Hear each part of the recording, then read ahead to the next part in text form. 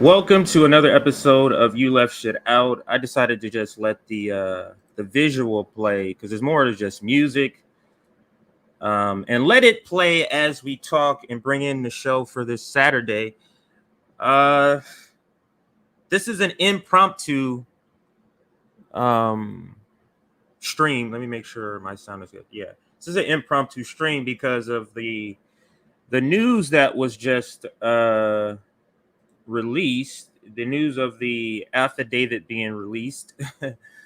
And what's so funny, I'm gonna replay that because it is a video. It's when it's a Malcolm X. I'm sorry, Muhammad Ali visiting Africa, and how he was a great force in Africa, very liked in Africa, and that's what this video.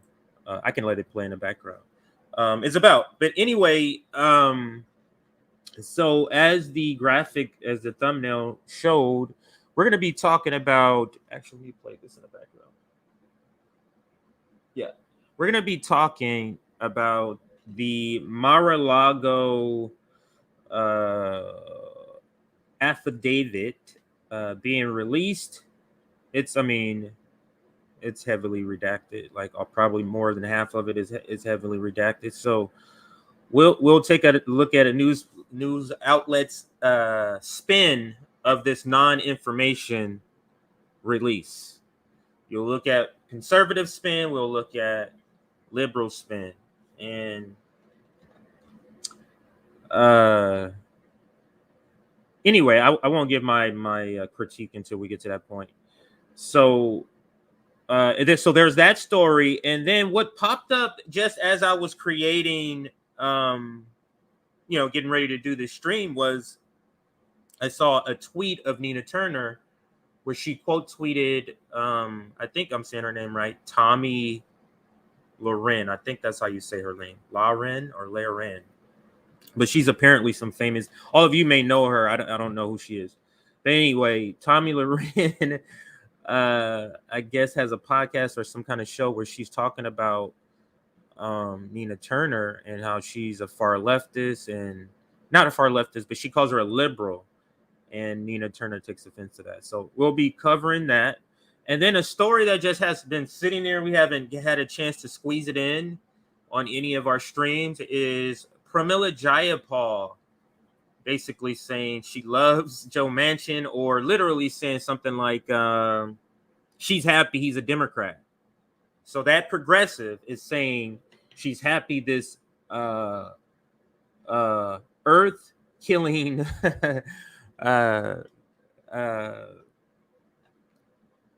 climate denying senator. She's happy he's a Democrat.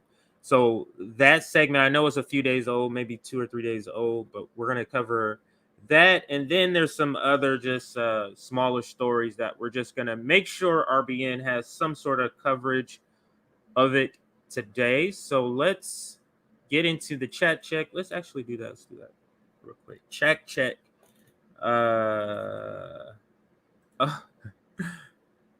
Lahren is the Nazi Barbie. So I take it she's a far right or something like that. Tommy used to work for Glenn Beck, and Glenn Beck is Glenn Beck. Peace, y'all. Hope all is well with all of you. Hey everyone. Yo, Nas and Marley, nice. Yeah. I forgot because I watch the video all the time. Hopefully it's not pulled. I just thought of that now that you said that. So anyway, it's on Rockfin and it'll be on Twitter. So if they copyright this or something like that, I don't know what they're gonna. I'm sure they will.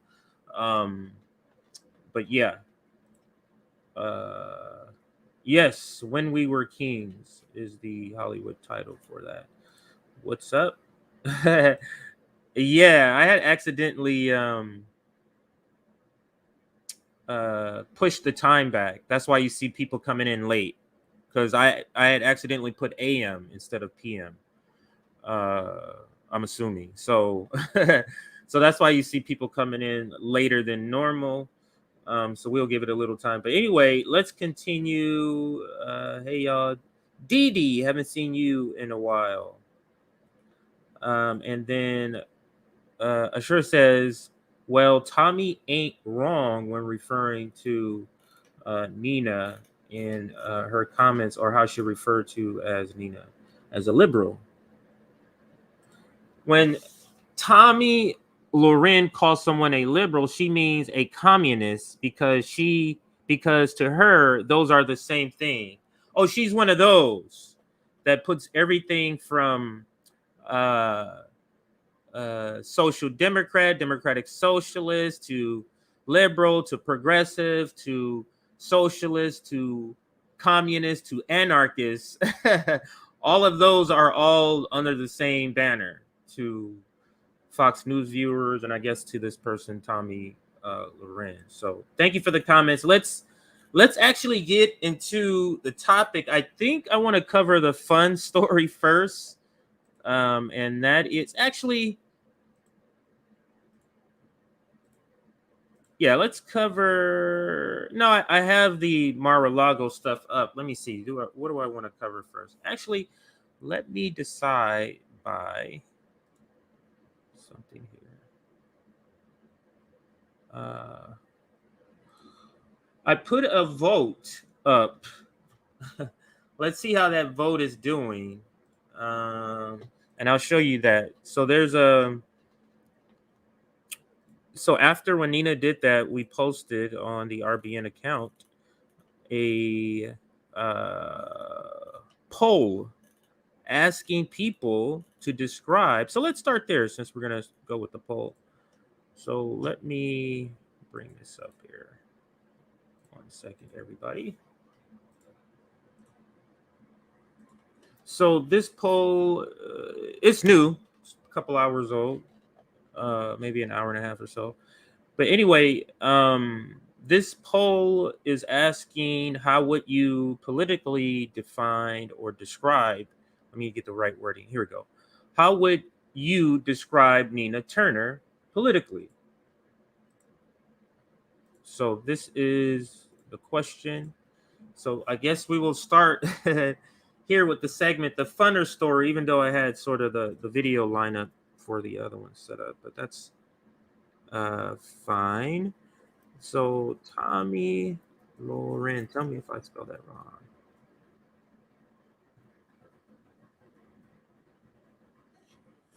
So let's start here.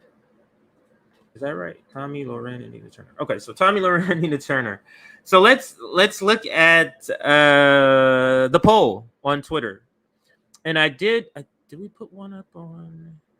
I think I put one up on YouTube. So we'll go there and check out the poll results also. So let's start with Nina's tweet. So this is what I saw. Now she's being funny. I'm assuming she's being like, lighthearted about it. I'm just offended she called me a liberal, shaking my head in bold. So let's listen to Tomi and what has gotten Nina speaking in bold, typing. So let's listen to Tomi. But speaking of a freaking joke, if you guys haven't checked out this chick, Nina Turner's Twitter feed, well, I suggest you give it a whirl for entertainment value alone, because she has got to be one of the most logically comatose woke people to ever enter Twitter. Yet again, way to drive home my point, Nina. American taxpayers should foot the bill for people like you who are supposedly educated but yet don't understand how. Okay, so I'm going to get back to the video. I just want to read this tweet. So FYI, student debt cancellation isn't paid for by the taxpayer. The federal government is the lender.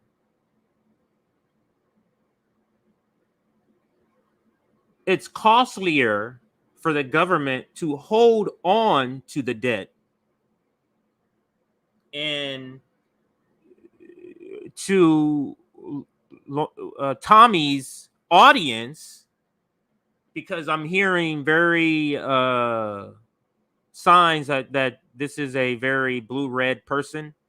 I don't know her that well, so I just find out who she is. This is a very blue-red game person, and that's where she's going hard because she's using keywords like woke. That's so old. Like woke is like like if you're still using woke, that just tells me you're still in the blue-red game. Like if you're still using woke, but just to give an analysis of the use of this word and how both left people and right people, like leftists, have taken the definition that conservatives have given woke and ran with it. So now, just like identity politics, what it is today is not what it was supposed to be. Identity politics, and Nick explains this all the time. Identity politics was supposed to be your politics is based on your background. So I'm a person from Compton. I'm a person who grew up in Compton in LA. I'm a person from that area. So my politics is based on that. Nothing wrong with that. But what happened to identity politics is what capitalism in this system does with everything from the left, from non-establishment, is it's called recuperation. Is where they strip it of its real meaning, leaving a hollow shell, giving it some fake one-dimensional meaning. Like BLM used to mean, BLM came with all these things, but now BLM just means Black Lives Matter. That's it. That's the process called recuperation. Search second thought and recuperation, where they talk about how that works. This is a tactic, and woke is another one. Okay, because woke was supposed to mean you're awakened to out of this slumber that everybody is entranced to, but they've taken that and ran with it and made it something else that is not. But so if you're still running with that woke, that's so old, one. And two, that just tells me you're in the blue-red game. So I don't see anything wrong with Nina Turner's tweet per se. Like I don't see anything wrong. And also the use, the federal government, the overuse of the word taxpayer and everything is also another telltale sign that this is a blue-red thing. So let's continue. I rewinded a little bit so we can give her the full context. Drive home my point, Nina. American taxpayers should foot the bill for people like you who are supposedly educated but yet don't understand how the federal government obtains that money? I'll let you phone a friend, Nina. Hi, it's Tommy, and the answer is the American taxpayer funds the government. The federal government pays for nothing. The federal government is broke. This is a complete character.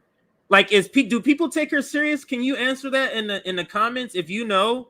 Because I don't know this person. Do people take this? This is like Vosh to me.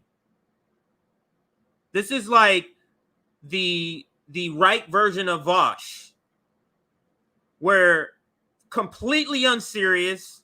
That's why you only hear me talk about Vosh when I'm using examples like this, because he's completely unserious.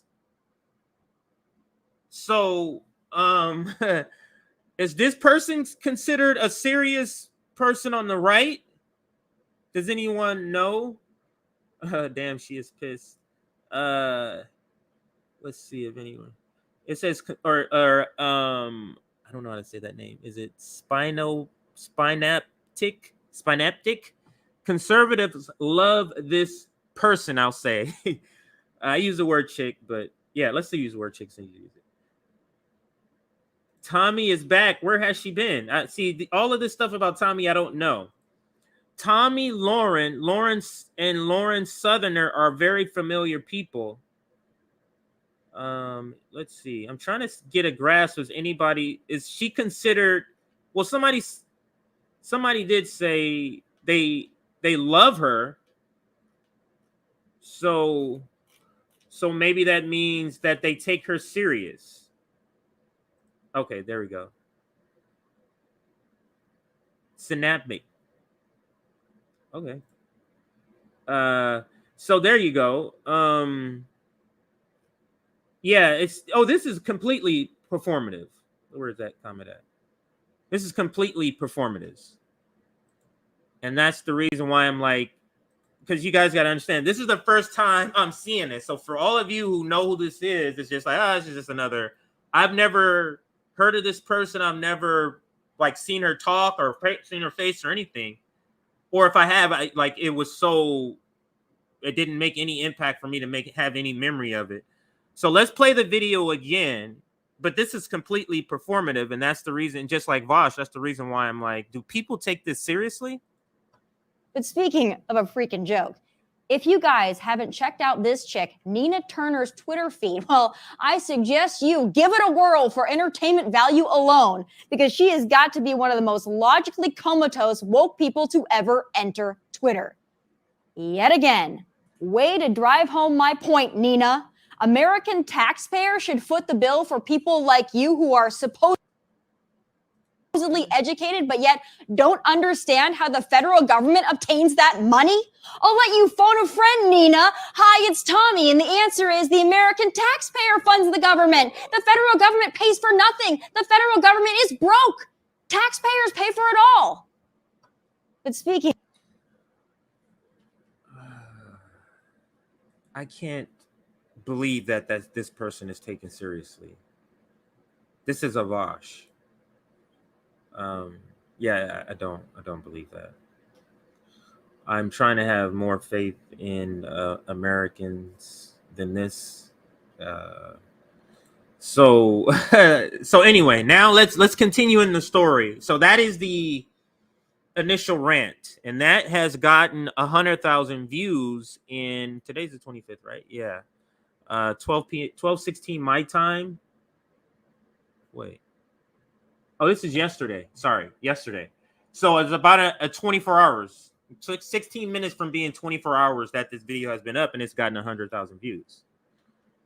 Problem is, liberals don't know where the federal government gets its funding from. Okay. Now, I think Nina kind of explains this, but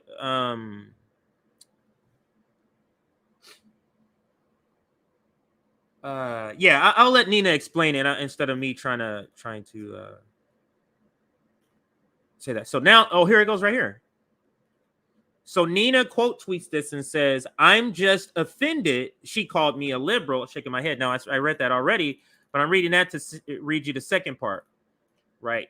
Tja. My favorite part was when she said the federal government is broke, like we don't raise the military budget every year. So the question would be, for my daughter is getting something behind me. She's crawling on the ground. So the question would be, where are you getting, by the way? Oh, the question would be, is Tommy okay with the federal government paying? So Tommy's okay with the federal government paying $800 billion out for the military, but not paying for millions of people to have a little less interest for a couple of years, because that's really all this is. It almost feels like a fight that shouldn't be this strong, because on either side, because this is such a weak amount. 10,000 will cover north of 50%. That won't even cover the interest. So, and with that meaning, so if you have I think it was a Black Bernie babe on Twitter, Monica, who was showing she has something like $400,000 in student loan, and 10,000 will just basically pay down interest that will reaccrue again in a couple of years. So this really isn't doing anything. And in fact, I can't remember the news reporting. If anybody knows this or can put the link, I can't remember. But there was some reporting that said one of the borrowers was for this plan, for this amount, this specific amount, because of how this basically is just going to be reaccrued very quickly. So yeah. So anyway, so Nina Turner's offended by that. So now let's go to our tweet again. And we will read. Is it this one? Yeah, we'll go to our tweet. And that is here. What the question? I read it earlier, but since now we're gonna answer it. How would you describe Nina Turner politically? And let me refresh it just to see if there's any votes that have come through since then.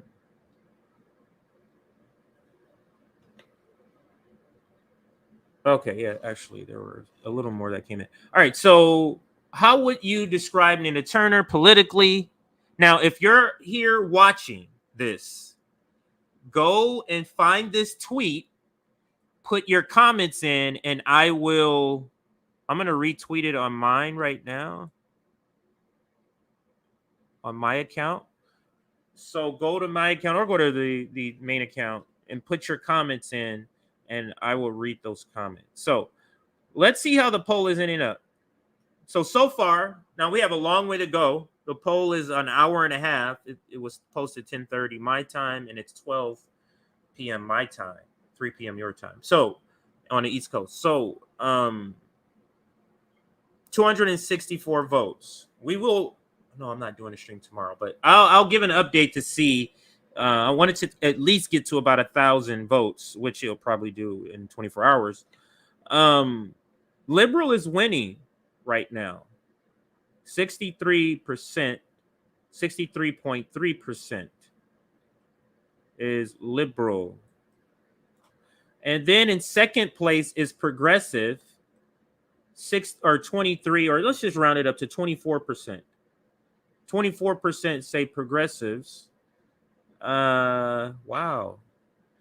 That's more that say conservative than say far left. So 7.2% or 7% say she's conservative, and then 5% or 5.3% say she's far left. So I want to read some of the comments.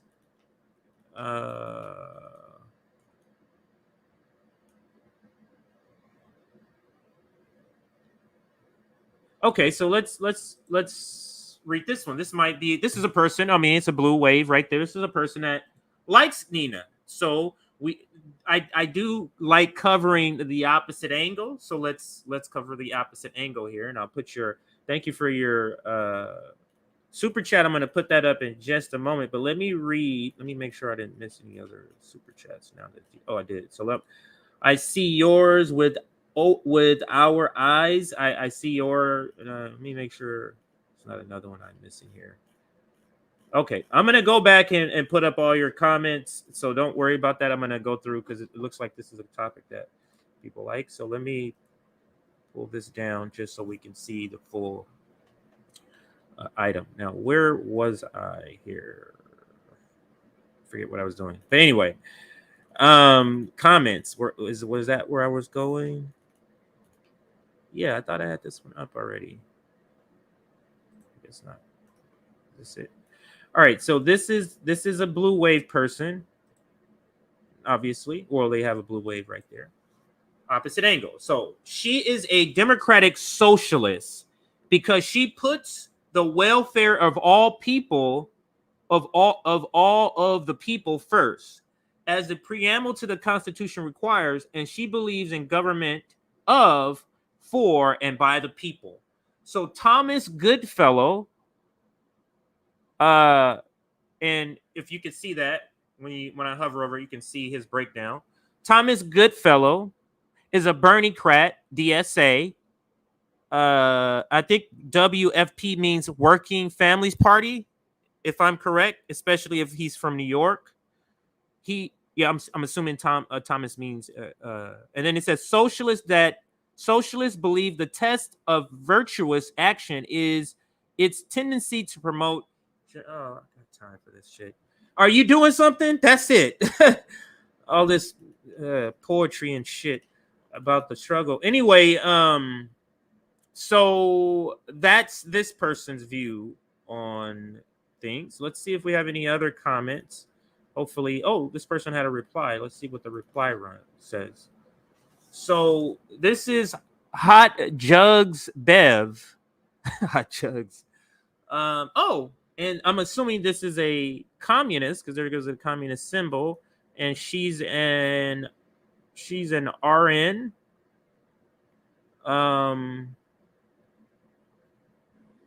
Yeah, she's an RN.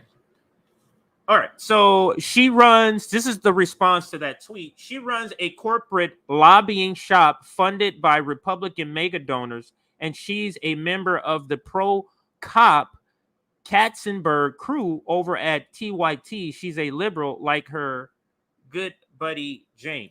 What do you think? Retweet that one. So go over to this poll and put your comments in, and I'll read. It looks like we got a new comment, so I'll read that in just a moment. Let's go and read the new comment. Let's see. Hopefully you're somebody who's watching. Just put this new comment in. Oh, right here. 9 seconds. Oh, Ashura. So here is Ashura. Ashura is in here. Here in the comments. And let me see where Ashura is. Latest comment, Ashura. Right here. Put the link on YouTube, CJ. Okay, so this link. Okay, I'm sorry. I just saw this. So I shall do that. But let me read your comment first. So this is your comment, Ashura, that you put up. I mean, if caucus with Democrats, you're effectively a liberal. Why are you laughing?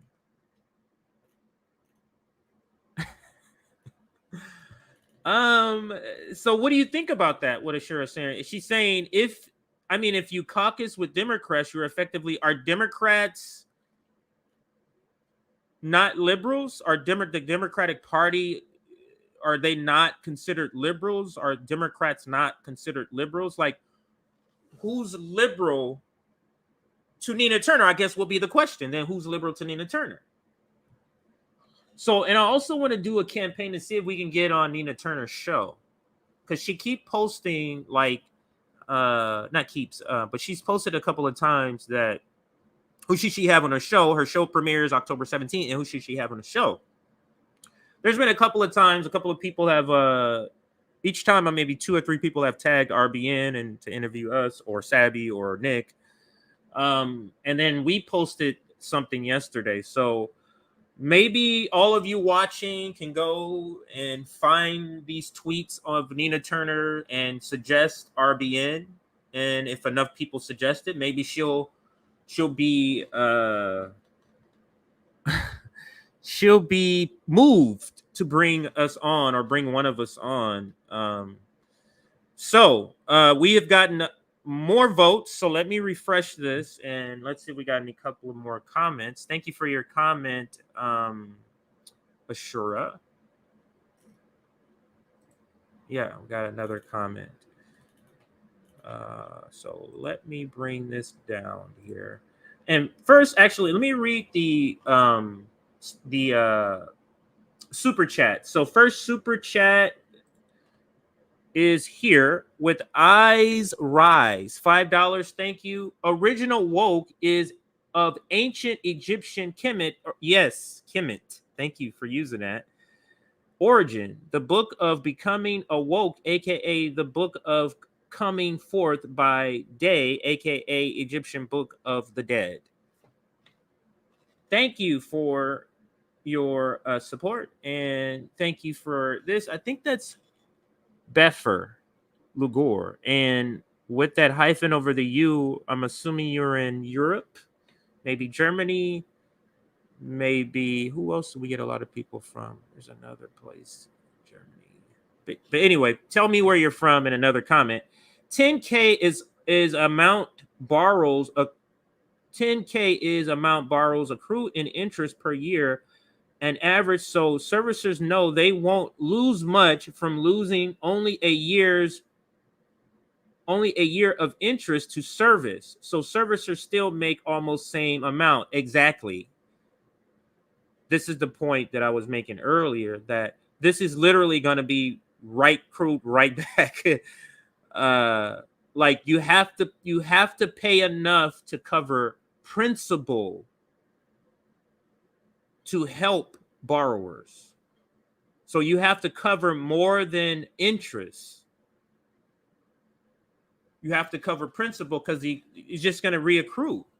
But anyway, thank you for your comments. Let me make sure there's no other super chats before I move on. And yeah, let me go back to the comment first. Actually, go back to these comments. So any other new comments, and then I'll read. So this is a sure. I just read that one, and let's see if there's any others here. This one's 5 minutes. So Construct, I think that's how you pronounce it, says she's a cop. That's their response. Now let's read some of the other responses. Used to think her progressive, but a progressive Dem, just someone who will occasionally say Medicare for all while voting for Iron Domes and wars. They are all just liberals. And that's the point I think somebody else was making and that I was making. Isn't just being a Democrat make you a liberal? Don't they espouse neoliberal politics? If you're a part of that, you can't be. This is what progressive Democrats do, though. They go, I'm a part of the team, but all the bad stuff they do, I don't want credit for that. That's what I'm going to say. Now it's corporate Dems. That's your team. So just as you deserve credit, you deserve blame too if your team is the one that's causing the problem. So this person says canceled Jemima. So far left progressives are always communists. So this person is an obvious person who voted far left. They're part of the 5.6%. So let's go back down and see if we can end up here. Now, right here, satirical tick. You know what I'm saying. At this point, progressives equal liberal because the term progressive is associated with the politics of the squad. This is also kind of going with that same sort of idea that I'll retweet that one. This one too. I forgot to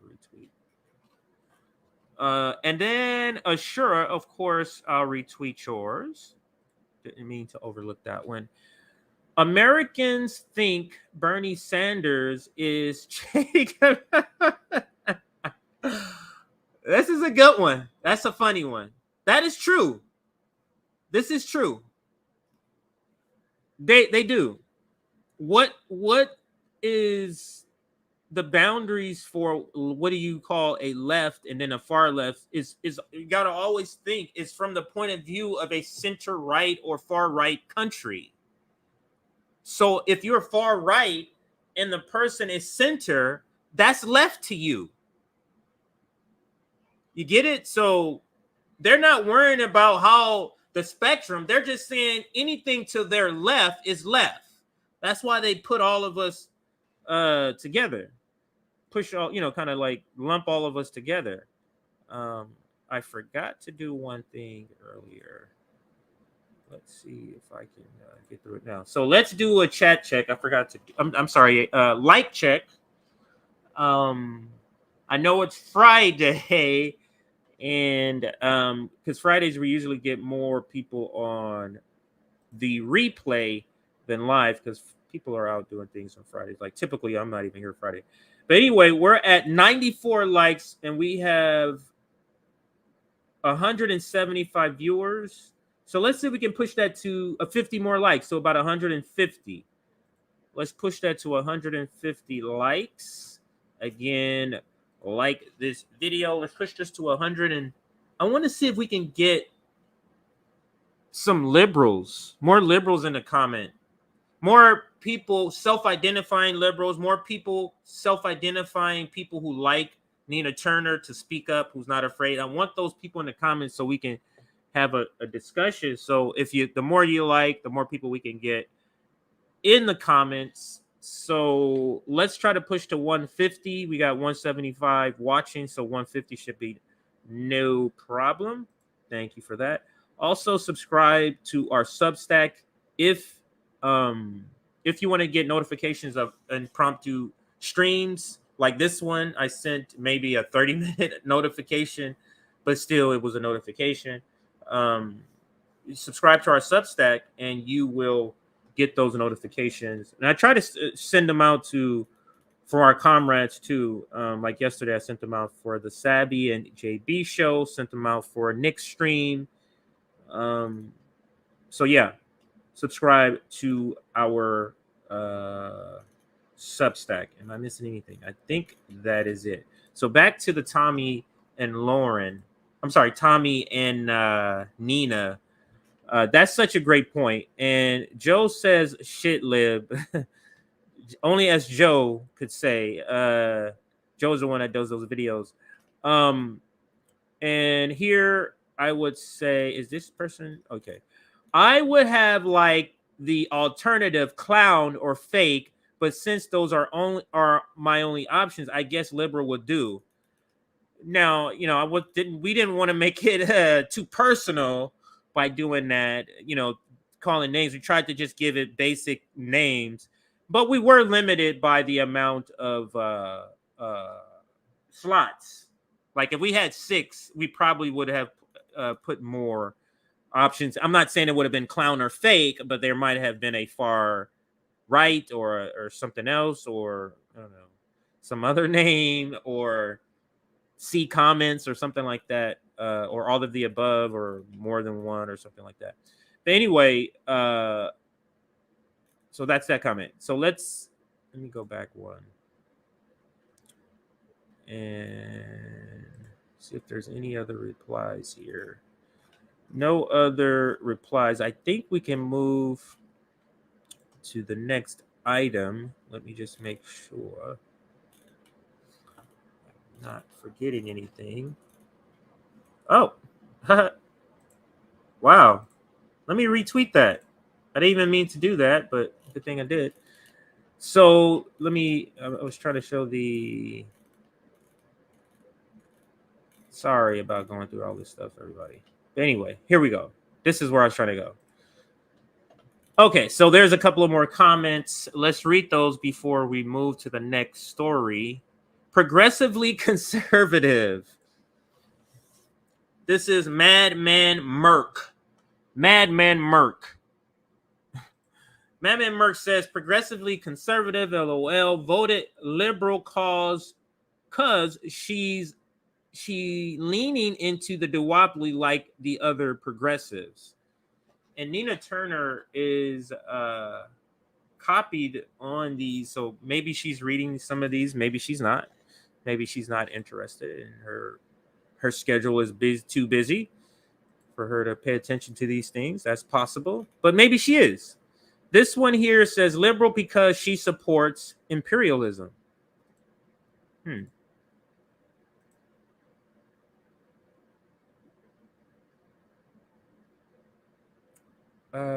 Wow. Oh, it's following me. I wonder if you're watching.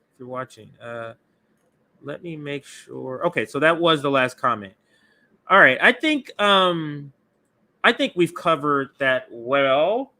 Oh, there's one last thing. I'm supposed to go to YouTube because we have a poll on YouTube also. So let's go to YouTube and see if the poll is any different. Now my vote was liberal.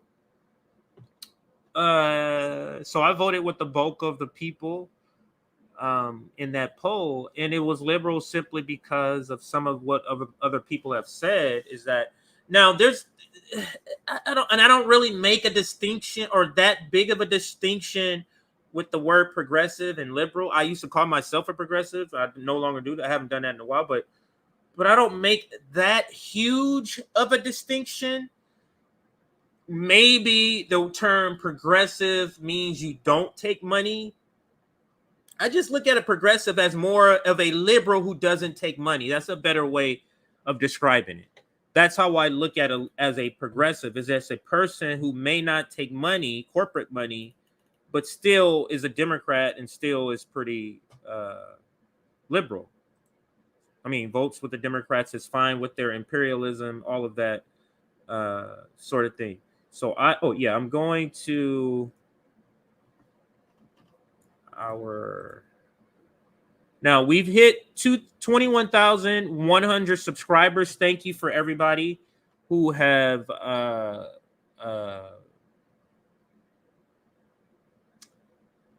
subscribed to us, who have promoted us, who have had our backs. Thank you for all of your support. So let's click. This has been 356 votes. So wow, it's very similar amount of votes so far. It's been up for a while. So like I said, my vote is liberal.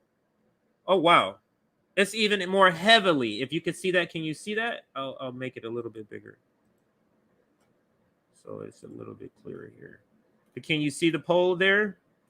The poll results. This is YouTube. How would you describe Nina Turner? Same answers. Liberal is at 76% on this poll versus I think it was at 62, hovering around 62, 63% on the other poll. Far left. It seems, I said this before, our voters, all the vote tallies on our YouTube seem to have a further left slant than our Twitter. The people who respond to Twitter, I'm not going to say our Twitter followers, because people on Twitter, if you don't follow us, you can still answer the poll.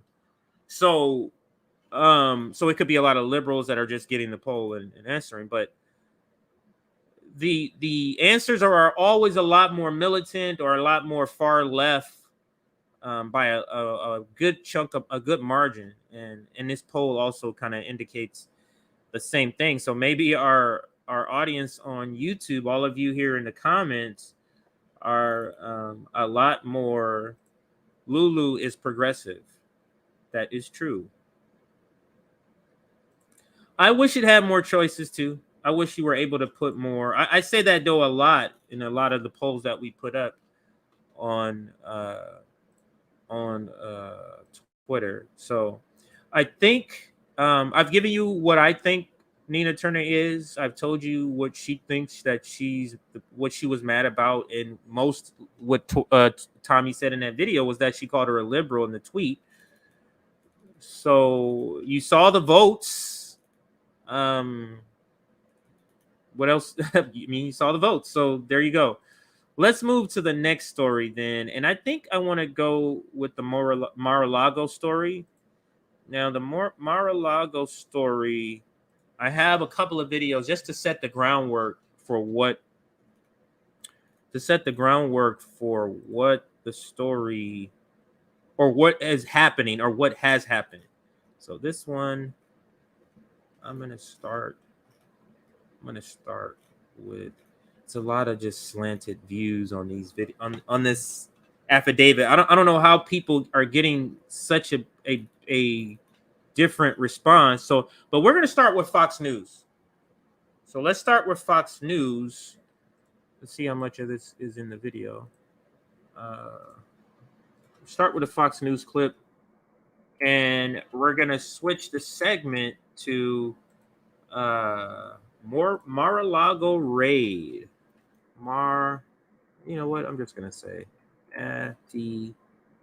And affidavit is trending on Twitter, but it's misspelled. And I only know this because somebody tweet blew up pointing it out. I may have spelled it wrong because, I'm a bad speller also, if that's even a word, speller. Affidavit, it's trending with, instead of an I here, it's an A. So it's AFFA instead of an I.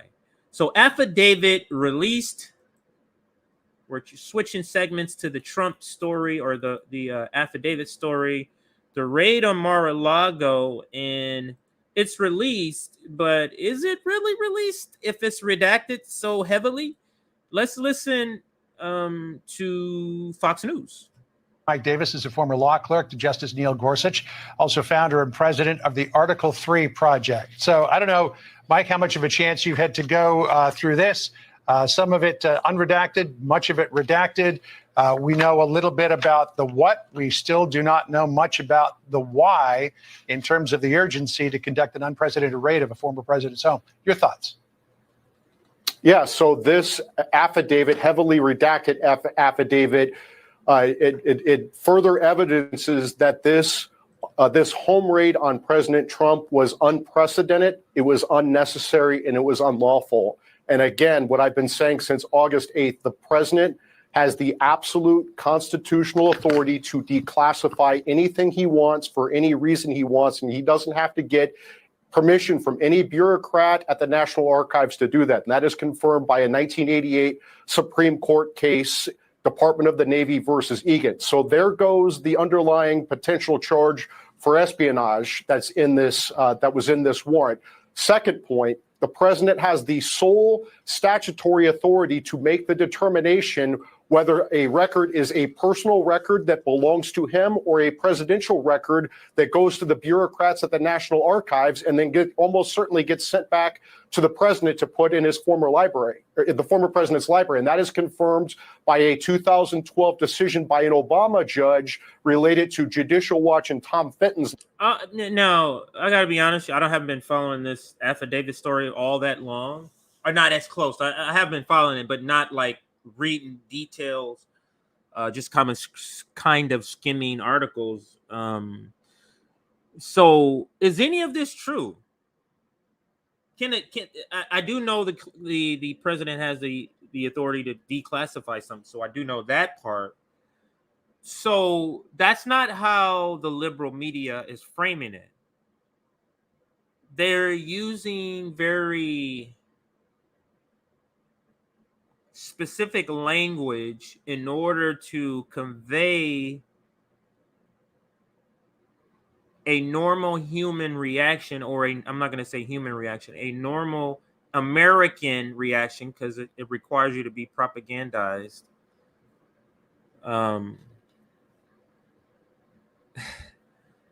Like they'll go, what they found, and I'm going to play a video that kind of does this. What they found was 12 secret documents, 12 top secret documents, and then 12 super secret documents. Like they're listing without saying the president has the authority to declassify these items. It's to convey a certain understanding. This is how propaganda works. They don't specifically say it. This is how the video I did on Edward Bernays. He's a creator of American propaganda. He's actually the nephew of Sigmund Freud. Okay, it's completely psychological. So don't think that this is just some willy-nilly propaganda. Like this is a psychological manipulation. Anyway, in that video, they described it as propaganda is creating the conditions for them to believe whatever story you want them to believe. You create the conditions for it. So I'll give you an example. If you put black men on TV every time there's some sort of crime on TV. Now let's say there's 1,000 crimes committed by white men, but 500 crimes committed by black men. You see how it's left? But you put 90% of the crimes, robbery crimes you put on TV, 90% are black. You're creating the conditions for the 1994 crime bill for people to be okay with that. You see how propaganda works? It creates the condition for you to believe something that they want to do. So that's what they do in liberal media, I noticed, concerning this particular thing. They do it in a lot of stuff, but in this particular thing is the example we're using. They're neglecting to give detail on purpose so that you can fill in the condition can be created for you to believe whatever the story of Trump is crazy. They're leaving out that detail so that you can just continue down that rabbit hole. Anyway, let's listen to a little more of this video. It's 6 minutes long. We're not going to listen to the whole thing. I don't think it's not that good, but so far I've been interested in hearing the stuff I'm not hearing in liberal media. So let's backtrack it and listen to more of it. Much of it redacted. We know a little bit about the what. We still do not know much about the why in terms of the urgency to conduct an unprecedented raid of a former president's home. Your thoughts? Yeah, so this affidavit, heavily redacted affidavit, it further evidences that this home raid on President Trump was unprecedented, it was unnecessary, and it was unlawful. And again, what I've been saying since August 8th, the president has the absolute constitutional authority to declassify anything he wants for any reason he wants, and he doesn't have to get permission from any bureaucrat at the National Archives to do that. And that is confirmed by a 1988 Supreme Court case, Department of the Navy versus Egan. So there goes the underlying potential charge for espionage that's in this, that was in this warrant. Second point, the president has the sole statutory authority to make the determination whether a record is a personal record that belongs to him or a presidential record that goes to the bureaucrats at the National Archives and then almost certainly gets sent back to the president to put in his former library, or the former president's library. And that is confirmed by a 2012 decision by an Obama judge related to Judicial Watch and Tom Fenton's lawsuits against President Clinton related to 8 years of audio tapes in his sock drawer. So what is left? They're looking at obstruction. Well, it is legally impossible for a former president to obstruct investigations into non-crimes. The Justice Department did not have the power to even look at these crimes because it doesn't matter what the evidence shows in this affidavit, David, no matter what that evidence shows, as a matter of law, it is legally impossible for President Trump to have committed espionage or to have violated some Presidential Records Act. The Presidential Records Act actually contemplates that former presidents have classified records. It doesn't differentiate. Congress gives former presidents office space, secure office space. They give the former president's staff security clearance and Secret Service protection to guard these paper records. And there's no allegation that any of these records got into the wrong hands, unlike Hillary Clinton's. Okay, we can stop there when they're going to the Hillary Clinton part of that. But that's interesting, considering none of that is sort of brought up when you look at liberal media. So now let's go to the liberal is blue. So let's go to the blue side. Let's go to MAGA Blue. And this one is from, let me see where this is from. MSNBC, of course. MSNBC, of course. So let's see how they're covering the same story of the affidavit release. I do see we do have some other opinion people in the comments. You're going to notice that. You may notice a troll, but people with some different opinions, which we want to be in our chat so we can have this discussion. So here, excuse me, here is, oh, now you notice what these outlets love to do is bring on experts so that their audience can say, well, this is true because so-and-so, in this case, former acting solicitor general. And if you notice in the Fox News piece, I think they said he was a clerk for one of the Supreme Court justices, and the guy was something else. So they always want to make sure you understand this is the expert of all experts. And they're doing the same thing here. So it's to say propaganda, this is what the ruling class, this is what Karl Marx talks about how experts and scientists are just merely paid off props in this capitalist system or in a capitalist system. And that is the case in the United States. But let's listen to MSNBC's point of view of the same document. You know, when you're reading an affidavit, you're also looking for kind of characteristics of kind of the personalities. What do they think? And this document, even just the parts we have, just reveals that the FBI, the Justice Department, think that Donald Trump is a liar. So if you look at paragraph 25, for example, they talk about how the archivist on February 18th of this year said to Trump, hey, we found some classified documents here and, and identified concerns and the like. That's a formal letter that was sent by the archivist. Later that day, Trump's account tweets out saying they, quote, did not find anything. They were given upon request presidential records in an ordinary and routine process as part of the preservation of my legacy. Those two things are fundamentally inconsistent with one another. And I think what the affidavit is trying to do is to say, don't trust this guy. You can't. Man. But the point is made. You see how they pull out something completely not on topic with the affidavit finding any material physical evidence. He pulls out this little snippet and says sometimes you can identify. So he got all of that from a little snippet, he said, of the affidavit. He's trying to create a condition. They are so deathly afraid of Donald Trump. They are so deathly afraid of Donald Trump in this way that they can't seem to take this guy out. The grab my pussy video. They thought that, oh, this is a kill shot. It didn't do anything. Nothing. Impeachment. Nothing. January 6th, they did that whole trial. It hasn't changed an iota of opinions. Wherever you were before the trial is the same place. So now they're using this. They're throwing everything.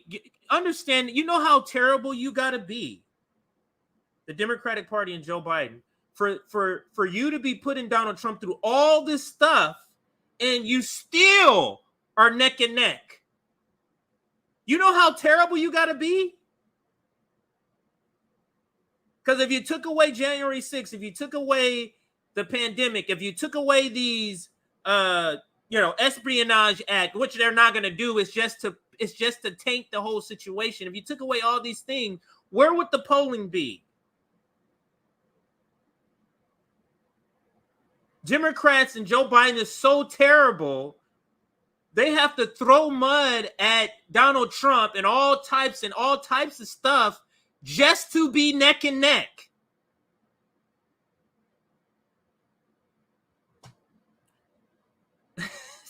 Fucking, you know how terrible you got to be?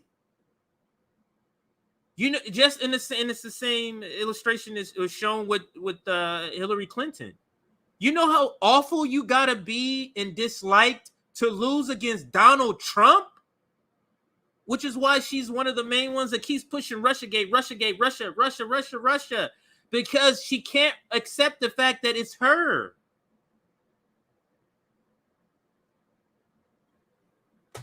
Let's listen to some more takes. Maybe you know what? Let me see if I have any other good videos. I want another liberal take. Okay, let's go here. ABC, is this ABC News? Yeah, let's go to ABC News. So let's oops. What did I just do? Go backwards. Okay, now go forward. All right, so now let me copy it. Let's bring up ABC News and their covering of the same thing.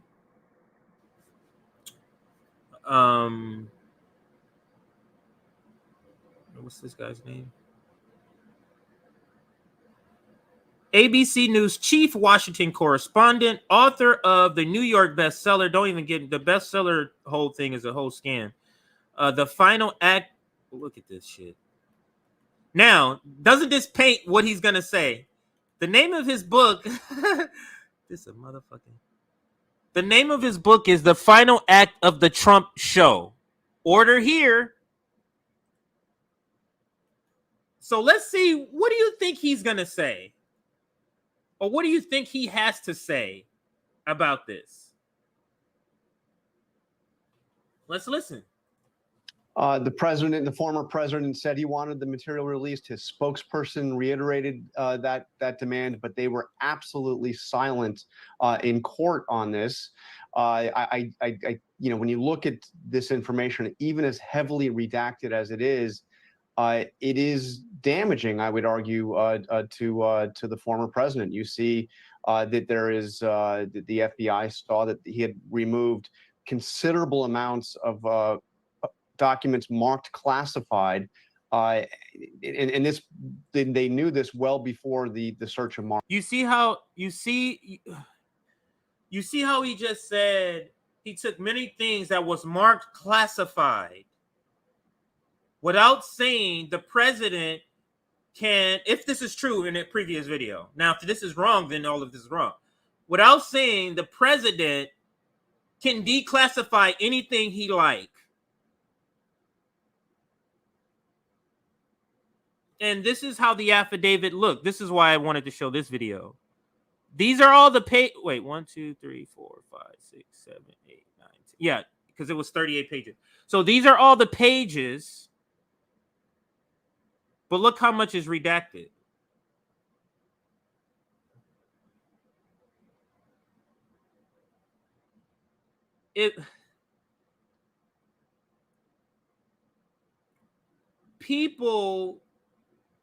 An entity who has evidence, smoking gun evidence, one, because the Justice Department argued against the affidavit even being released. When a defendant is saying release the shit and the prosecutor is saying no, I'm suspicious about that shit. I'm suspicious that your reason for redacting is protecting informants. A name, blacking out a name doesn't do this. Doesn't look like this. Black out the name. You blacking out whole fucking pages. 1, 2, 3, 4, 5, 6, 7, 8, 9, 10, 11, 12. That's more than 12, 15. It's like 15 pages. That's completely redacted. To me, this is not the evidence, or this does not show, to me, a prosecution that's secure in what's in this affidavit as showing them being on the up and up. This is what I think. This is not the illustration, or this does not illustrate an honest actor, in my opinion. That doesn't make Trump an honest actor. I'm just saying, if you have all the evidence and he sold this and all of this stuff is so true to how you're trying to propagandize people, this tells me you're not that. This tells me you're not.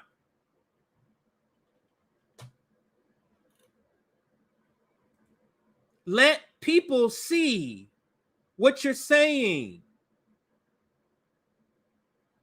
And the reasons you're giving of why you need to redact these things isn't this.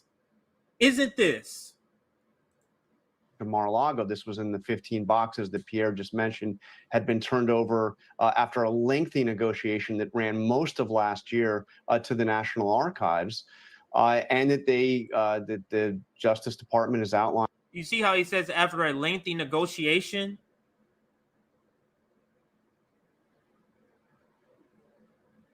As if the National Archives and the president are some sort of equal entity that's negotiating. Here's a perfect example. This is what I'm talking about. This is how propaganda works. Now you see here, found in the 15 boxes at Mar-a-Lago, retrieved 15 boxes. This is to give the appearance. 15 boxes is a lot of stuff. It's a bunch of shit.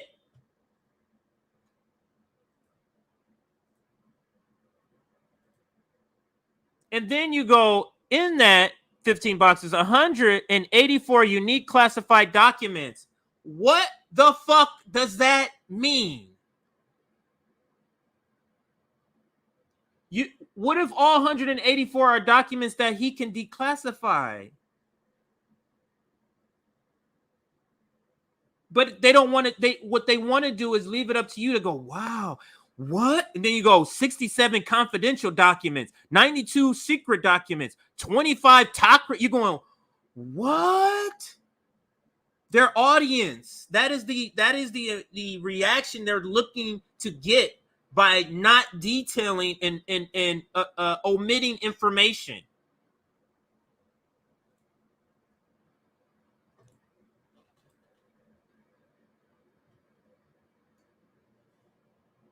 This is what Democrats have to do to beat Donald Trump.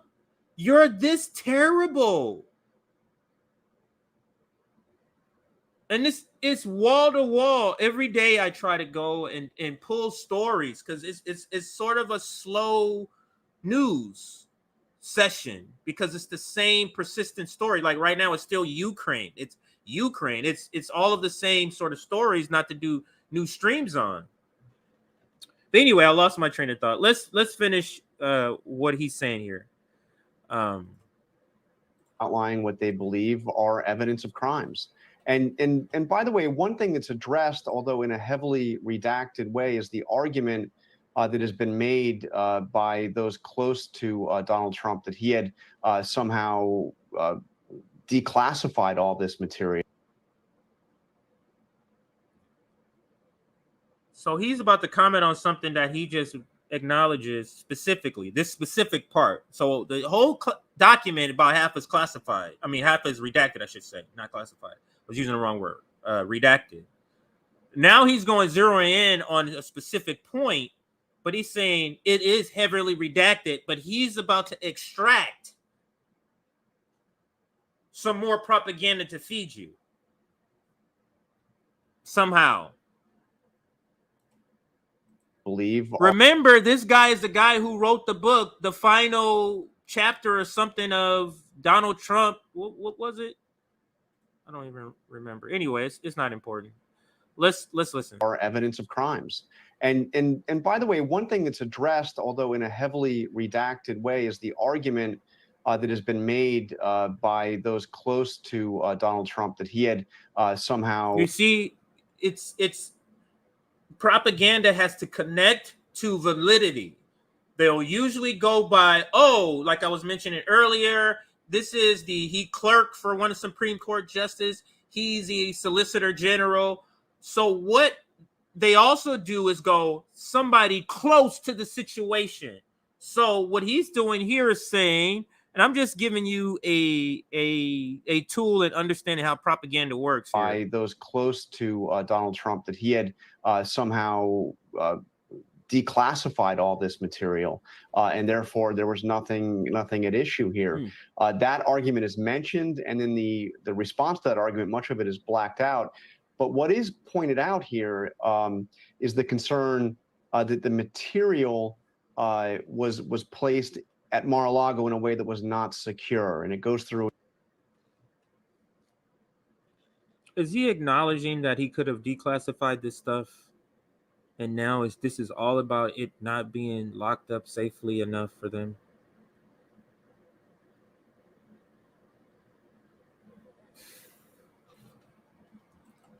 Through in some detail the strict laws. I know what you're familiar with the way classified material must be viewed. There are, it has to be done in a secure location.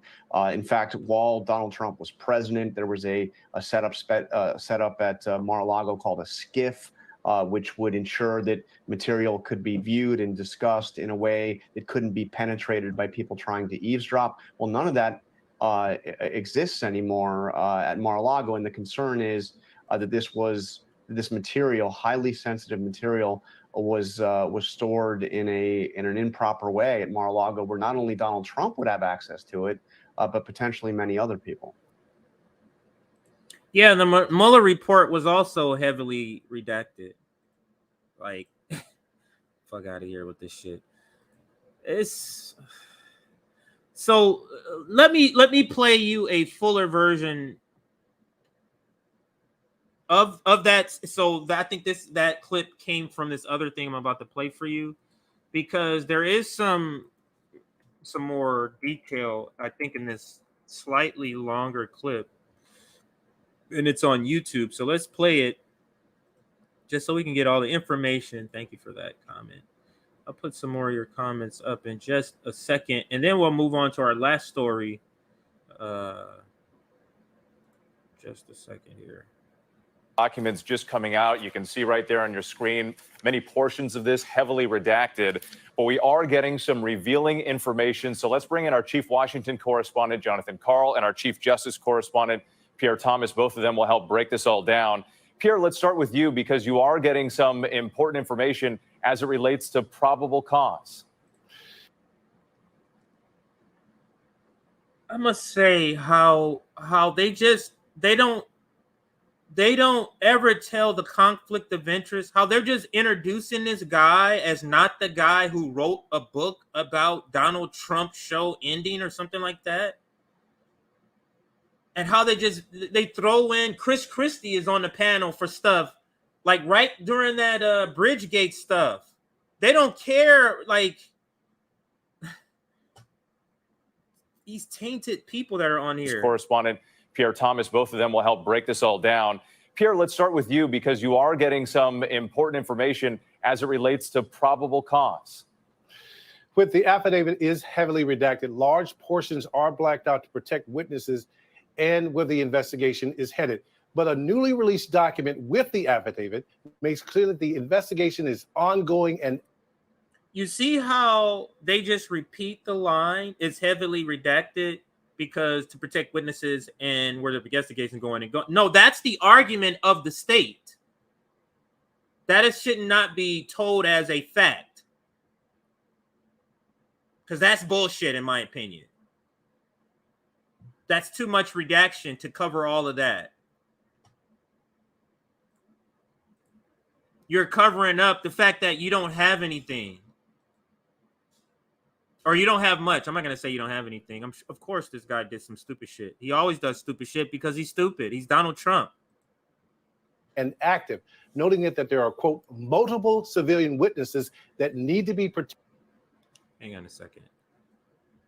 He rewinded a little bit. Catch more of what he was saying here. Okay, now let's go. As it relates to probable cause. With the affidavit is heavily redacted, large portions are blacked out to protect witnesses and where the investigation is headed. But a newly released document with the affidavit makes clear that the investigation is ongoing and active, noting that there are, quote, it may not be on your end, but the sound is not synced up, so I'm restarting this video. Sorry, if it wasn't a problem on your end, it was on mine. It was irritating me. I couldn't even play it off. So let's do this again. But we are getting some revealing information. So let's bring in our chief Washington correspondent, Jonathan Karl, and our chief justice correspondent, Pierre Thomas. Both of them will help break this all down.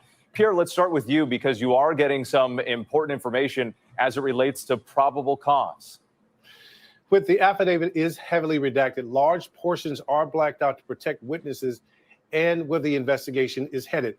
But a newly released document with the affidavit makes clear that the investigation is ongoing and active, noting that there are, quote, multiple civilian witnesses that need to be protected from intimidation or retaliation. But the main thing that the affidavit does is walk us through how this investigation unfolded. First, the National Archives in 2021 learned that there were a significant number of missing presidential records from the Trump administration. As a result of negotiations with President Trump, 15 boxes were sent from Mar-a-Lago to the National Archives in January of this year. What they found was deeply disturbing: highly classified materials. National Archives officials were so concerned that they turned over the boxes to the FBI this past May. We have a breakdown of what was in those. Did you catch the bullshit in this? They received the documents in January. Why does this thing keep popping? They received the documents in January, right? Then he said the FBI, or they were so concerned, they turned it over to the FBI in May.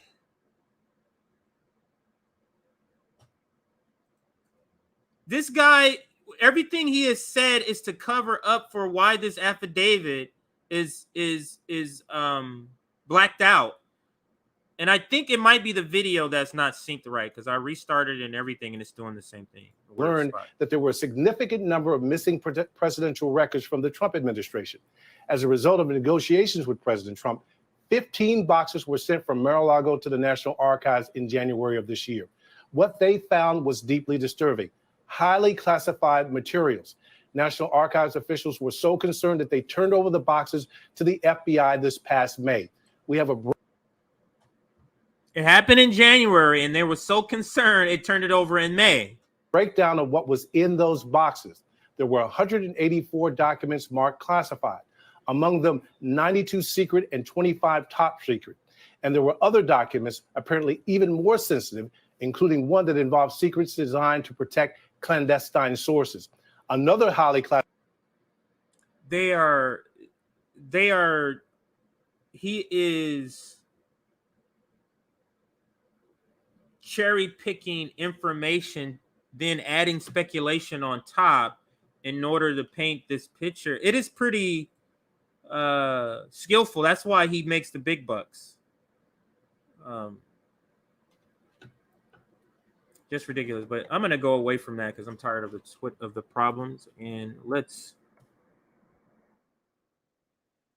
round out this segment by just searching to make sure there's no update on this. So let's make sure.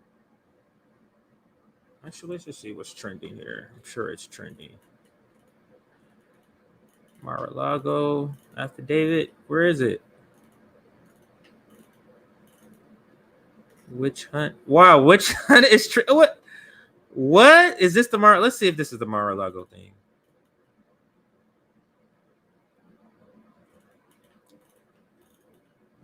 This craziness. Anyway, let me type in affidavit and just to see if there's any. Do I type it in the wrong way or the right way on here? Okay, looks like there's some corrected spelling here. All right, so let's look and see if there's any updated information or video. We played that one earlier. Let's see. So this is it looks like they're playing cleanup.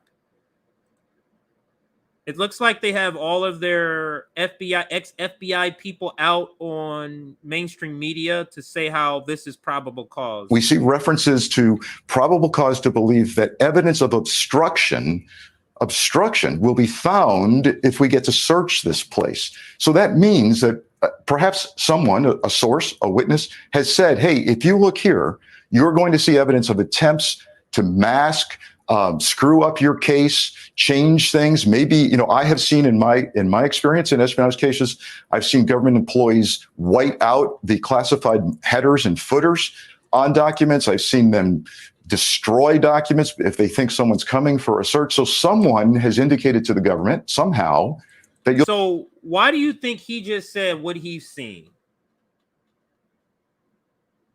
Do you think the people he's dealt with, and if he's a ex-prosecutor, is the same, ex-president?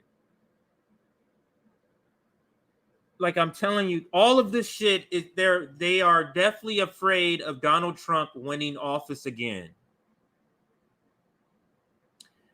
Not because Donald Trump is not part of the ruling class and he's not a full-on capitalist and not terrible and disgusting and racist just like them, is because he doesn't give the pleasant face to imperialism,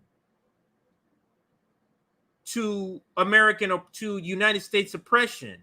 It doesn't, or in repression. He doesn't give a nice face. He doesn't put on that show. He says things out loud that he shouldn't be saying. and does things, breaks the rules and etiquette. That this is the reason why they don't want him there. Sort of speeds up the deterioration, at least the image of the United States, and they don't want that.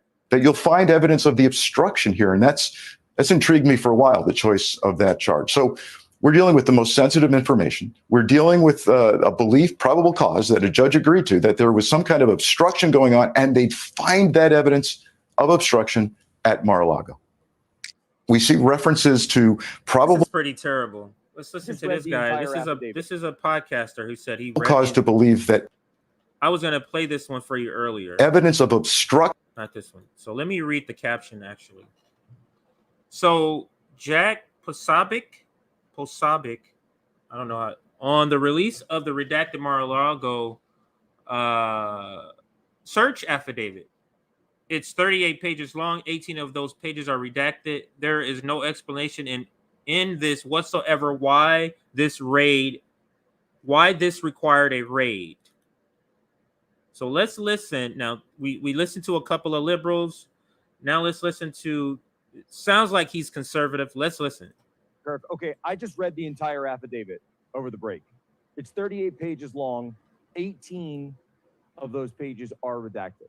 But here's the key. Here's the bit. At the very end of this, by the way, at one point they cite a Breitbart article that's referring to Kash Patel. And at that point, it's, where is this? Page 19, section 53. It says, I'm aware of an article published in Breitbart on May 5th, 2022, available at, and I give the URL, which states that Kash Patel, who is described as a former POTUS administrative official, to call him the F POTUS, it actually sounds kind of cool, the F POTUS, characterized as misleading reports in other news organizations that NARA had found classified materials among records that F POTUS provided to NARA from Mar-a-Lago. Patel alleges that such reports were misleading because F POTUS had declassified the materials at issue. So they already knew, even at the beginning of this, with the underlying affidavit, that these materials were in question as to whether or not they had been declassified. Kash Patel, who was a high-level aide for the F POTUS, the former POTUS, President of the United States, Donald Trump, had stated that they were declassified. We have a memo from Mark Meadows that states they were declassified. It memorializes the declassification of these documents. So my question is, in these redactions, and I'd love to get, by the way, guys, let's see if we can get Mark Meadows on or get some kind of some kind of communication with him. Did they go and actually ask Mark Meadows whether or not he approved of this?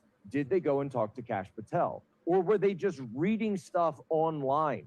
They cite CBS Miami at one point, and then it goes in here, on June 8th, 2022, DOJ counsel sent F POTUS Counsel 1 a letter which reiterated that the premises are not authorized to store classified information, requested the preservation of the storage room and documents that have been moved from the White House to the premises. Mar-a-Lago does not include a secure location authorized for the storage. All right, I think that's enough, but you get the picture and the point, and I think that's a good bow on this segment, because he's going into more detail, more red, blue game kind of speech, and that's not what I'm here to cover. I just wanted to hear the take specifically on the affidavit and whether or not the information in affidavit is suitable or suffice, I should say, not suitable, but suffice for or justifies the raid. And you're hearing from both red, blue side that the opposite, the same information, the same very limited information, and both sides are so adamant that they found something or that this proves they should have never had the raid. So I think that's going to be it for this particular segment. We're going to go ahead and move to the Pramila Jayapal video, and we're going to end on this. And I think, why don't I just leave this up instead of repurposing this here? Let's leave this up, and then I'll just search the video here. So let me go to the Pramila video. So Pramila, not too long ago, I forget where she was interviewed. So let me actually just bring it up before I start talking about it. And if we have time, I'm supposed to get out of here at 1, but if we have time, we will cover Jimmy Dore kind of talks about this, and I think, yeah, he uses my video. Oh, that's what I was gonna do. Yeah, he uses our video, RBN's video. So that's what I was gonna do. So my bad, everybody. So let's go to YouTube. And I was gonna use, I couldn't remember why, but now I do. And he used the Jimmy Dore video to kind of show you.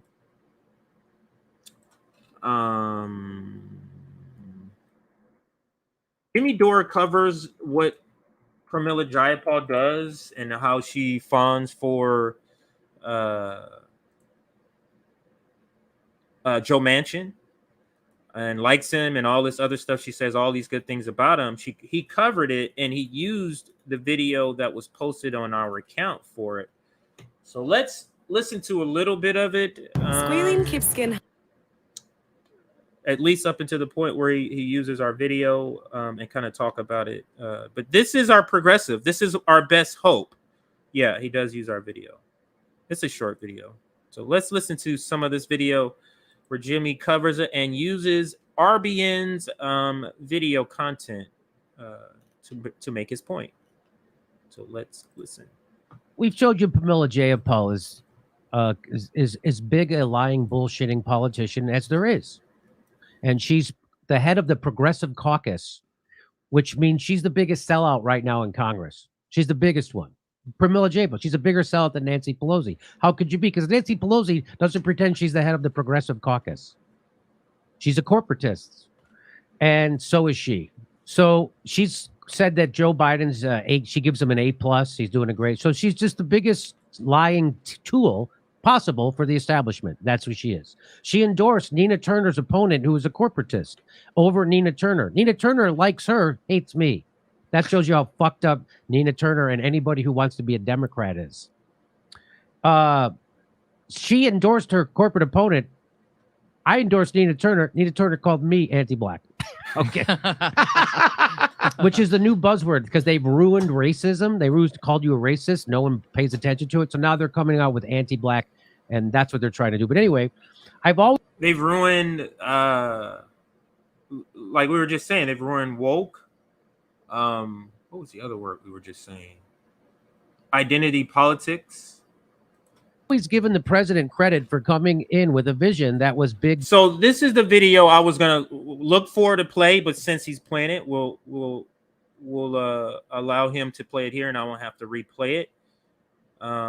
Bold populist. He didn't do that. What? So I've always lied and given the president credit for being a big, bold populist and being willing to fight for it. Those are two lies. Was that the populist in one sentence to have a much bigger IRS? Right?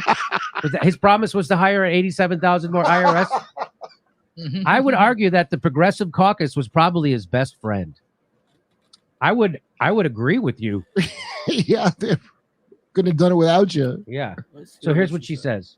I've always given the president credit for coming in with a vision that was big, bold, populist, and being willing to fight for it. And I would argue that the Progressive Caucus was probably his best friend on Capitol. Like, what does this say about? So she's part of the squad. She's a progressive. She's a leftist, and you have people who donate to her, who campaign, who believe in her. And then she comes in and says this stuff.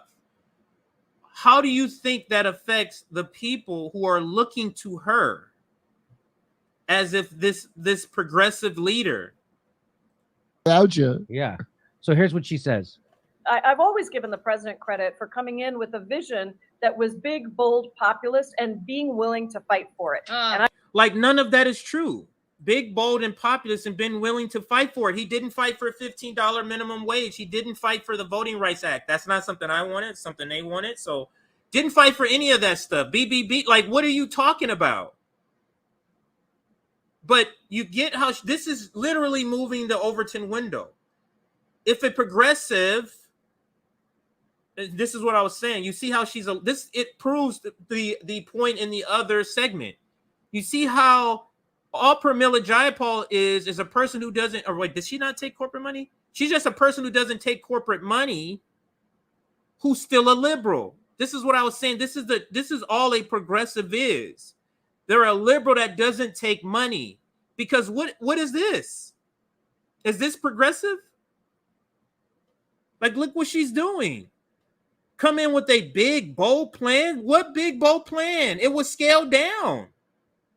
So what is she referring to? We can't start out with a 7-course meal, have that meal be whittled down to crumbs, and then you're still calling it a 7-course meal.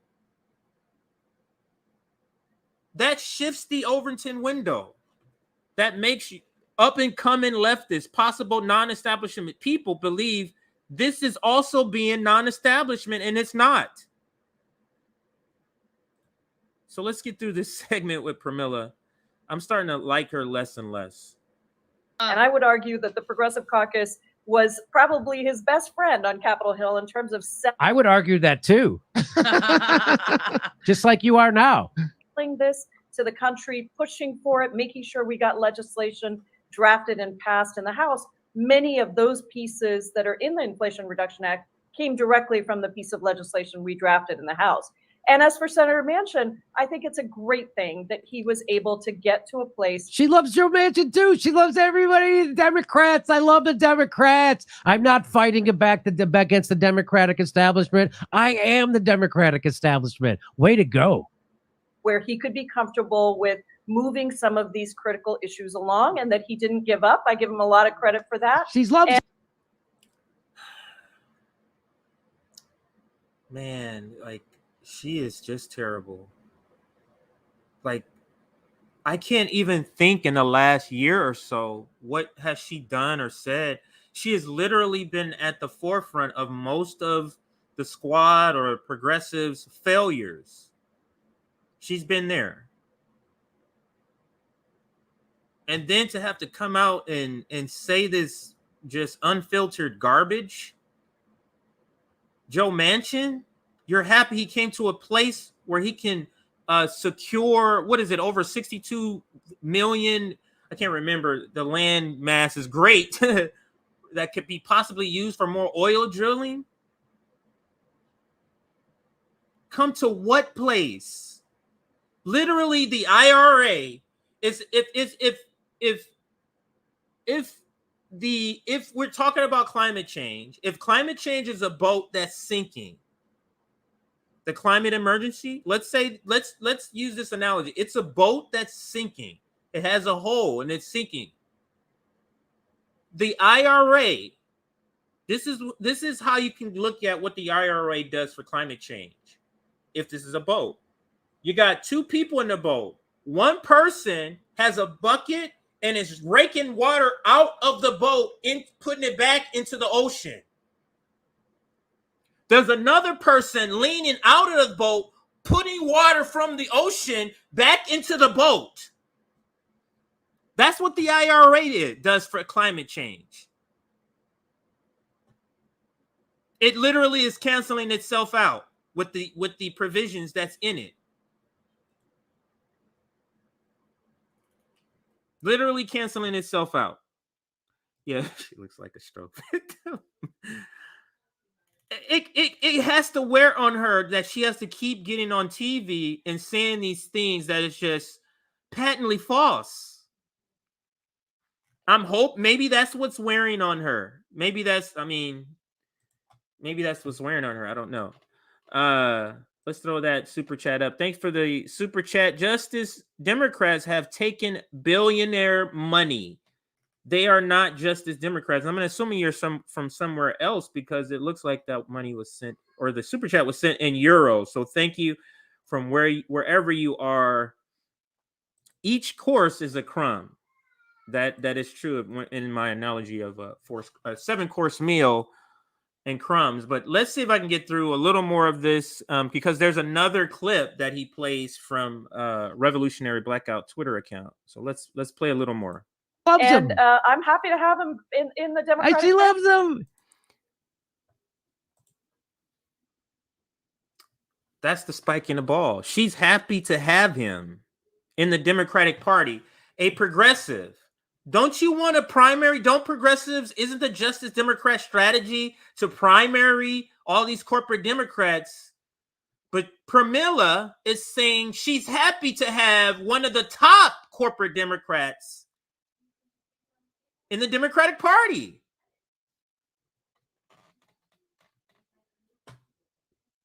And y'all want to vote for this shit. Let's continue. Let's get to the second video so I can end this. She's shit. just the nicest lady. Does have anything nice to say about Kristen Sinema? Come on. Come on.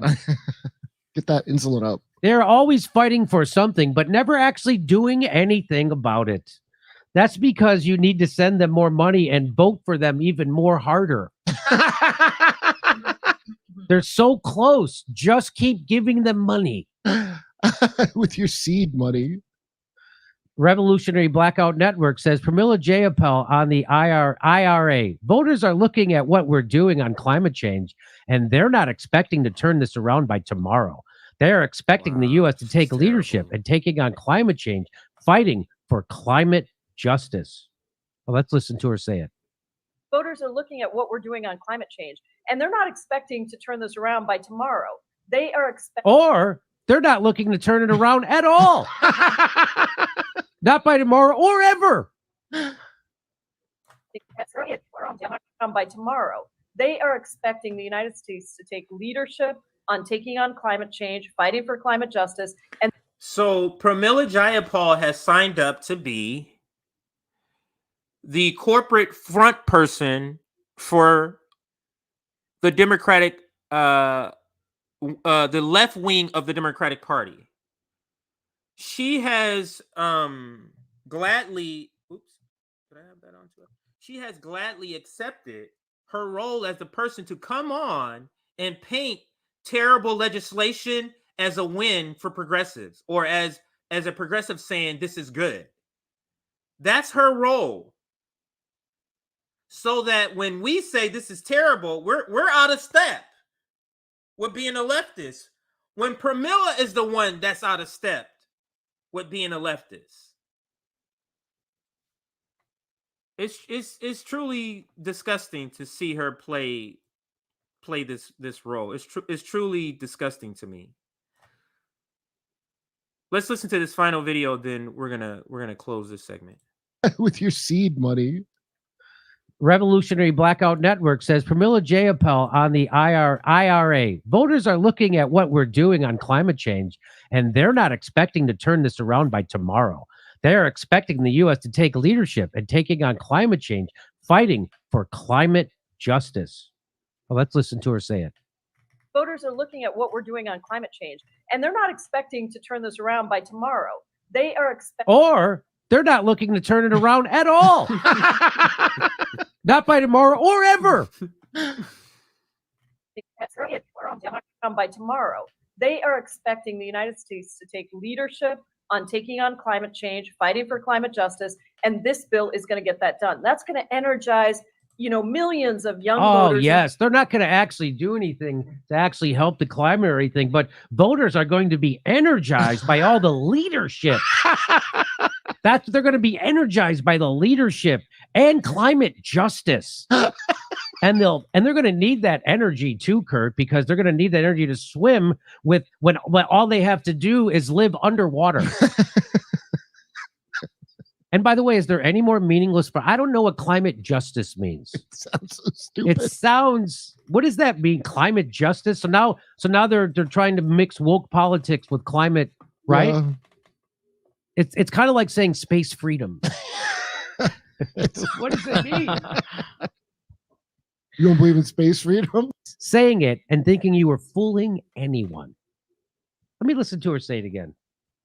Voters are looking at what we're doing on climate change, and they're not expecting to turn this around by tomorrow.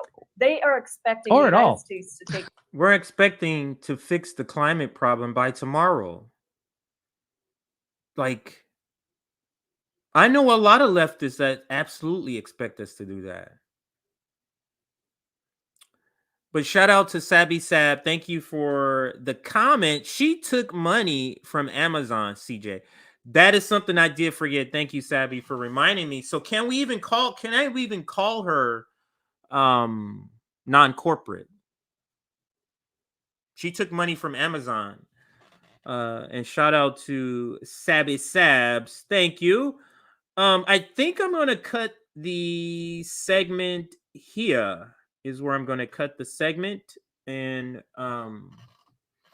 thank everybody for joining. But this is pretty terrible. Pramila Jayapal and all of this whole interview was just terrible. But understand what the role she's playing. She's the progressive that's willing to sell her soul to corporate Democrats as the front person for progressives being okay with all this terrible legislation. You notice she gets on there, he has an A, he's doing great, and this and always doing this. She's the face of that. Just terrible. So that's where we're gonna cut the segment. And let's just go through some comments. I'm gonna throw up a bunch of comments before I get off of here. Because I just didn't get around to doing it. So let's throw it up. It'll be out of order from what we're looking to do, but that's okay.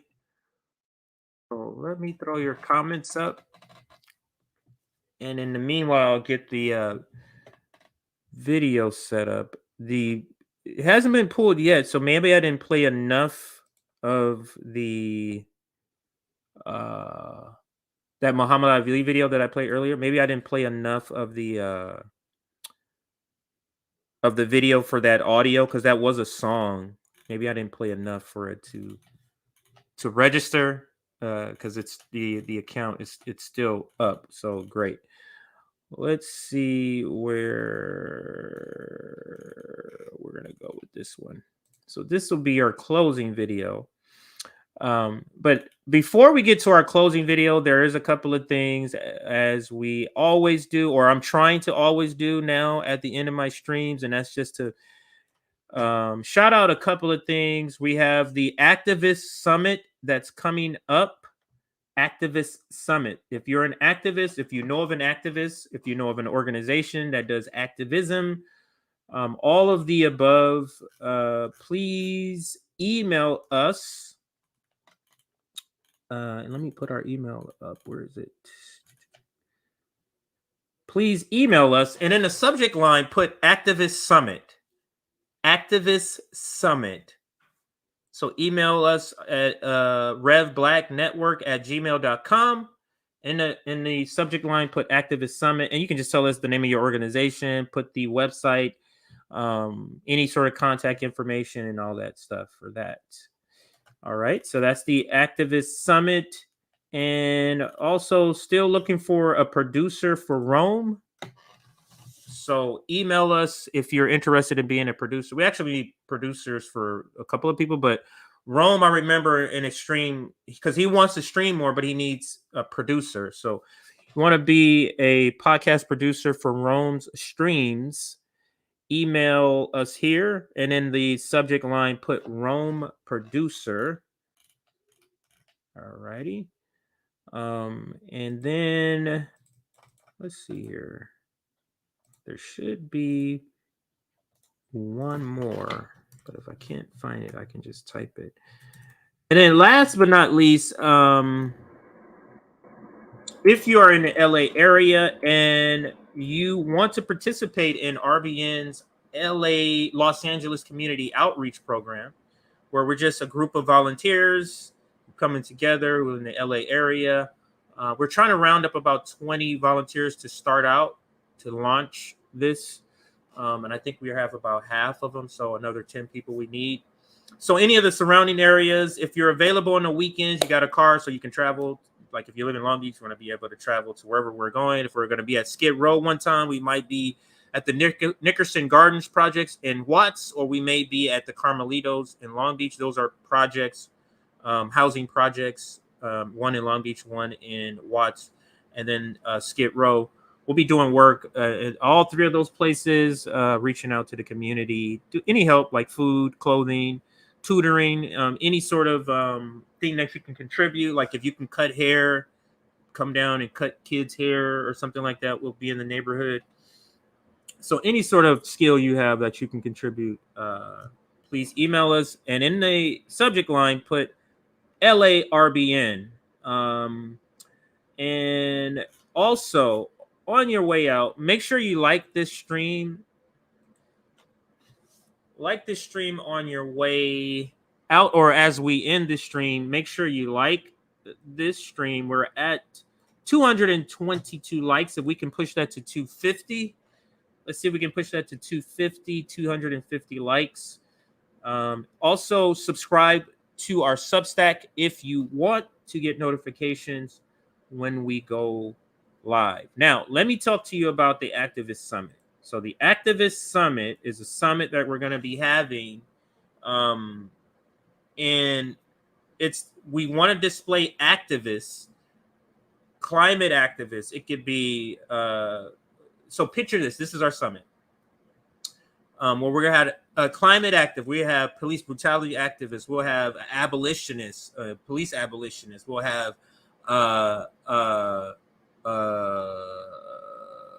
what are some other activists? Housing activists. We'll have trans activists, LGBTQ rights activists, some immigration or undocumented activists. So all of these activists we want to have in one place, discussing their activism, discussing what they're doing, what they're trying to do, how we can connect more people in their area to help them to reach their goal. And that is what the Activist Summit is going to attempt to do. Also, thank you for everybody. As we're popping out, I'll toss your comments up here. And yes, Sabby's great. And thank you for that, everybody. So I'll throw more comments up as I'm speaking, but we're going to end today with Malcolm X. This is a video I've played before, but a lot of the videos I've played before, because the message can always be reiterated. The progressive industrial complex. I like that. The progressive industrial complex. I like that. They should be called the regressives. That's also funny, but won't be coming back after the last closeout video with Malcolm X here. So enjoy your Friday and the rest of your weekend. Tomorrow or this weekend should be Nick at some time. I think usually he does something on Saturdays. And then Sunday is JB. Monday I'll be back, and Nick will be back on Monday also. So, and then Rome will be somewhere probably tomorrow or Saturday or Sunday. He might do something. So, all right. So enjoy your Friday and your weekend. Here is Malcolm X to close us out.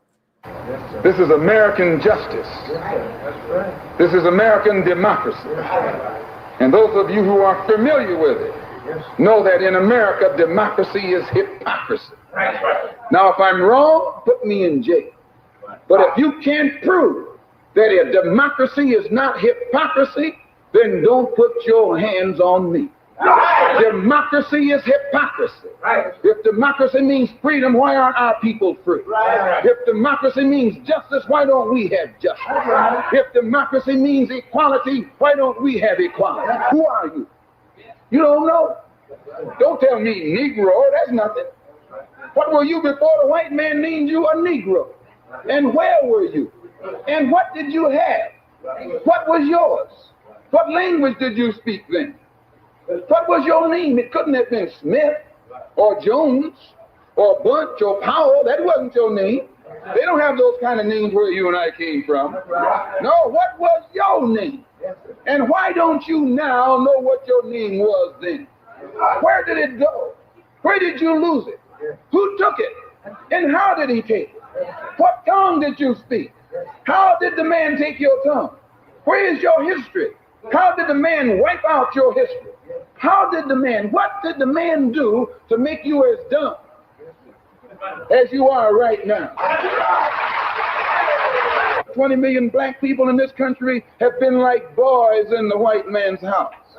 He even calls us boys. Don't care how big you get, he calls you boy. You can be a professor. To him, you're just another boy. I heard him calling Ralph Bunch. Well, he's a good old boy. And if we can't do it, we should hush our mouth. If you can't do for yourself what the white man is doing for himself, don't say you're equal with the white man. If you can't set up a factory like he sets up a factory, don't talk that old equality talk.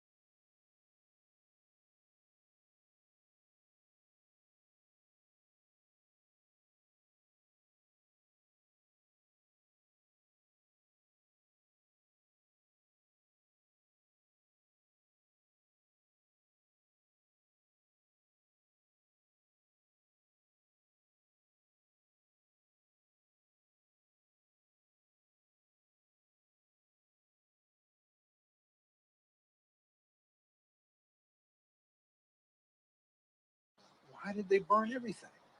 They was mad. But you were just little children. I know it. What did we care? They didn't care. They killed us. I was about 8 years old. Minnie Lee Langley was only a child when she became a refugee. Now, she's a great-grandmother.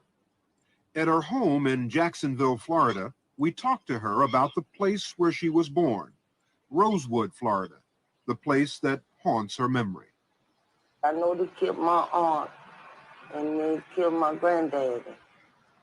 Made my granddaddy dug his hole. He didn't have but one arm, but they made him dug his own grave.